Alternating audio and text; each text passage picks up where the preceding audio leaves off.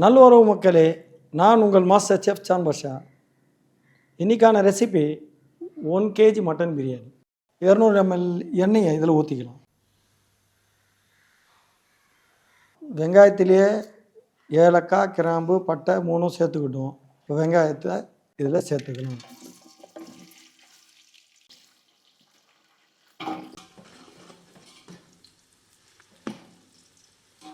இப்போது இதில் பூண்டு விழுதும் இஞ்சி விழுதும் சேர்த்துக்கலாம்.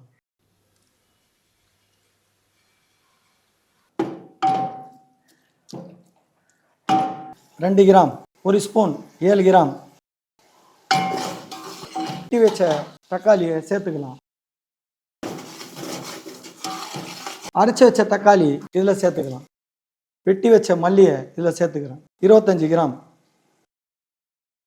அதே போல் புதினா 25 கிராம். புடி அளவில் சொன்னால் ஒரு புடி. பச்சை மிளகா 3 பச்சை மிளகா பெருசு, சின்னது இருந்தால் 4. தயிர் 150 ml. உப்பு 35 கிராம். ஒரு கரண்டி, இந்த அளவுக்கு எடுத்திங்கன்னா 25 கிராம் இருக்கும். ஒரு கரண்டி. அதுக்கு பிறகு பாதி கரண்டி 10 கிராம், 35 கிராம் இதில் சேர்த்தாச்சு.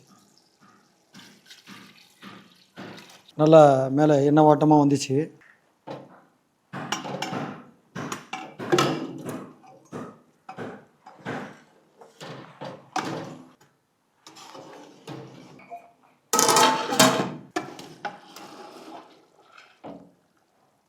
ஃபிஃப்டி 50% அரிசி வெந்திருக்கு பாருங்கள். வடியில் எடுத்து வச்சுக்கிறோம். மீதம் உள்ளது தம் ப்ராசஸில் வெந்துடும்.